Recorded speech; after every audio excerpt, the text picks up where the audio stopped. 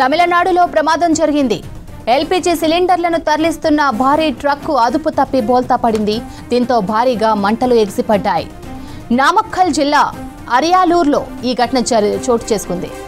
సిలిండర్లు తీసుకెళ్తున్న ట్రక్కు అతి వేగంగా వెళ్లడం, డ్రైవర్ నియంత్రణ కోల్పోవడంతో ప్రమాదం జరిగింది. ట్రక్కు బోల్తా పడిన తరువాత అందులోని సిలిండర్లు ఒకదాని తర్వాత మరొకటి పేలిపోయి మంటలు ఎగిసిపడ్డాయి. అయితే ప్రమాద స్థలంలో జనం తక్కువగా ఉండడంతో భారీ ప్రాణ నష్టం తప్పింది. ప్రమాదంలో ట్రక్కు డ్రైవర్, క్లీనర్లు తీవ్ర గాయాలతో బయటపడ్డారు. ఘటనతో భయాందోళనకు గురయ్యారు స్థానికులు.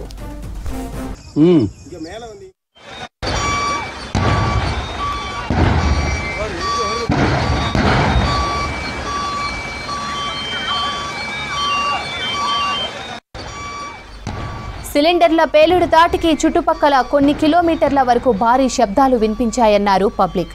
పేలుడు వల్ల సమీపంలోని భవనాలు, దుకాణాల కిటికీ అద్దాలు పగిలిపోయాయని చెప్పారు.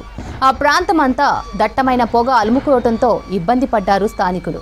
అగ్నిమాపక సిబ్బంది మంటలను అదుపు చేశారు.